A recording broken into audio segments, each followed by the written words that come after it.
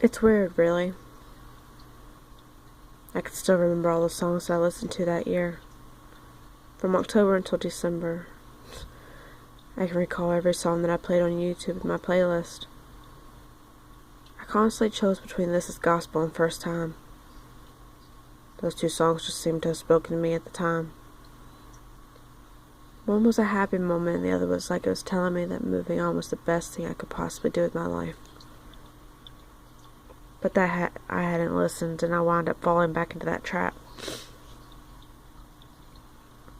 Yes, I mean trap, because it wasn't shortly after we had gotten back together in December of 2013 that you cheated on me for the second time over the course of our relationship.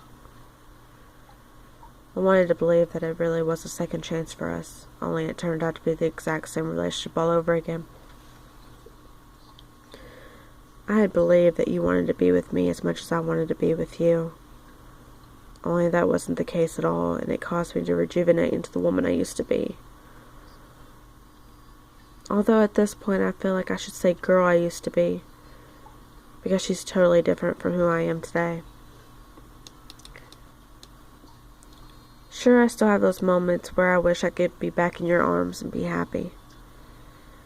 But the truth is we can't be happy because neither one of us is ready for that step. I'm not saying commitment because I'm not even sure if you're capable of that.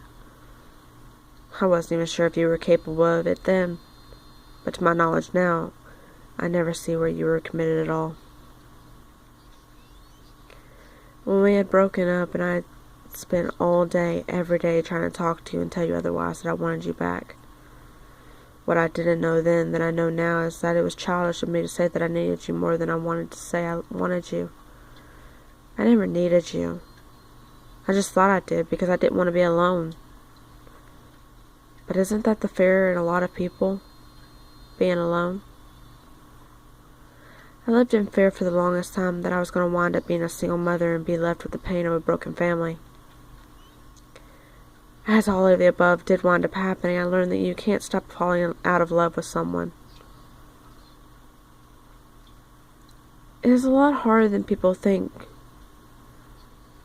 It's a lot harder than people take on nowadays, and I'm sorry that I actually believed for the longest time that you wanted to be with me and even fix us. Truth is, you never really wanted to fix us.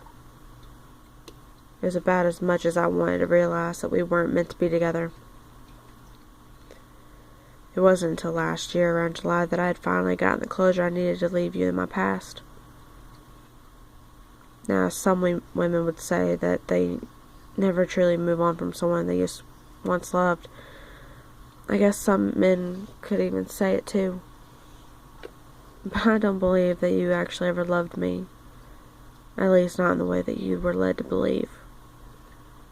You see, where I'm getting at with this is that you were only 17 when we met, and apparently you had already been in love with 2 other girls before me.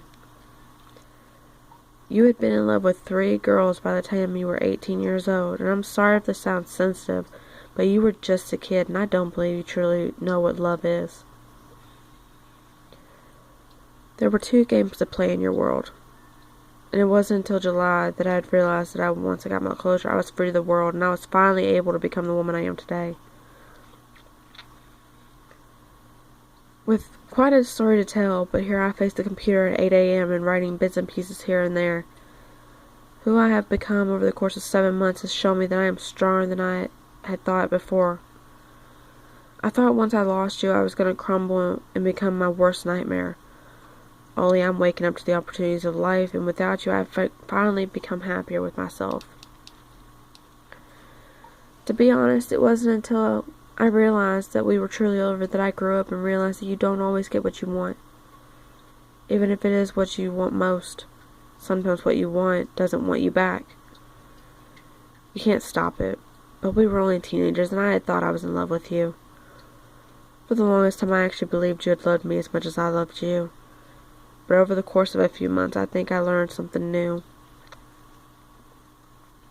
I don't think teenagers are honestly capable of love in the degree that they're capable of true love in marriage. As a teenager, it's more of an infatuation of love. It's not real. And if it's not, then it's hard to hold on to. I don't think you've come out of that stage yet because you hold on to a few things too tightly. If there were ever to be an us again, then there would be a lot of life changes. And with that being said, then I don't really see there being an us because a lot of it involves letting go of your past. And I know that it's just too hard for you to do. It took me a year to let go of the past and forgive you for the things you did to me over the course of our relationship. But for you to keep holding on to the impossible and poisoning of your own good and family, it ain't welcome into my life. I won't accept you until you're capable of accepting that sometimes the past is not welcome in the future because you're never able to move on. Or maybe that's just you that can't move on.